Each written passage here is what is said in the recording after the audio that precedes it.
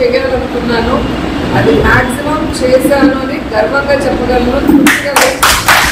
అంటే ఏ నియోజకవర్గాల్లో 40-45 ఏళ్ళు సీనియారిటీ ఉన్న ఎమ్మెల్యేలు అందరినీ చూశారు, మంత్రులుగా కూడా చేశారు.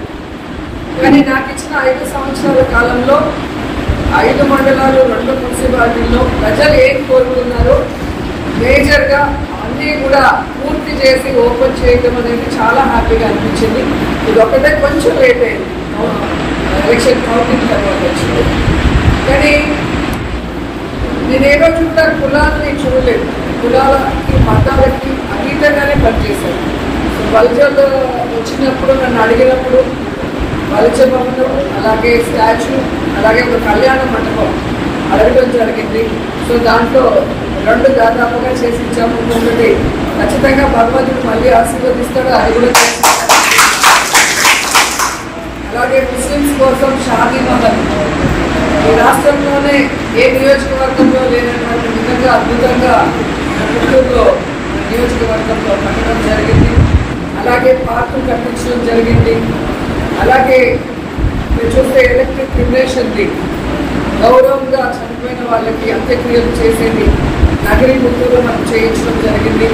అలాగే చూస్తే రోడ్లు కానీ ట్రైన్స్ కానీ ఏది అడిగినా చేయడమే కాకుండా ముఖ్యంగా పాలిటెక్నిక్ కాలేజ్ పిల్లల కోసం ఒక చక్కటి పాలిటెక్నిక్ కాలేజ్ కట్టించి ఈరోజు పిల్లలు గౌరవంగా చదువుకోవడమే కాకుండా ప్లేస్మెంట్స్ కూడా కాలేజీకి వచ్చి వాళ్ళకి ఉద్యోగాలు ఇస్తూ ఉంటే నిజంగా నాకు చాలా హ్యాపీగా అనిపిస్తుంది కూడా ఈ సందర్భంగా తెలియజేస్తున్నాను. ఇదే ప్రాంతంలో మీరు చూస్తే ఇక్కడ బల్జభవనం పూర్తయింది.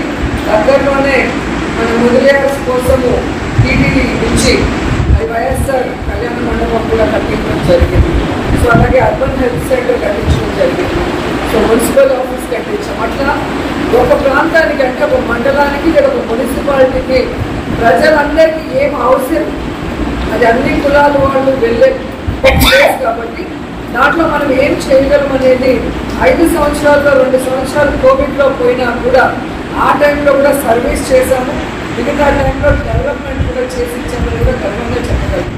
అలాగే డిగ్రీ కాలేజ్లో మీరు చూస్తే మనకి అసలు ఒక డిజిటల్ రూమ్ లేదు మీటింగ్స్కి కానీ పిల్లలకి ఏదైనా జాబ్ మేళాన్ని నిర్వహించడానికి కానీ.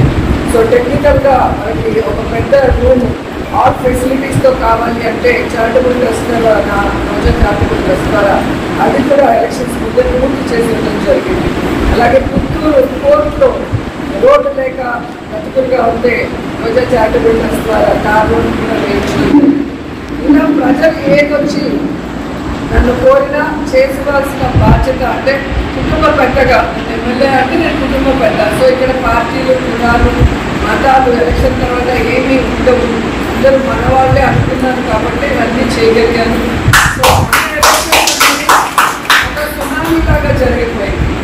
సో ఇది ప్రజలు ఓడించిన ఓటమి కాదు, ఎందుకంటే మనం ఏ తప్పు చేయలేదు. ఇంత ఘోరంగా ఓడిపోవాల్సిన తప్పులైతే వైఎస్ఆర్సీపీ నాయకత్వమో పార్టీయో ఎమ్మెల్యేలో చేయలేదు అనేది నేను గంటపడంగా చెప్పగలను.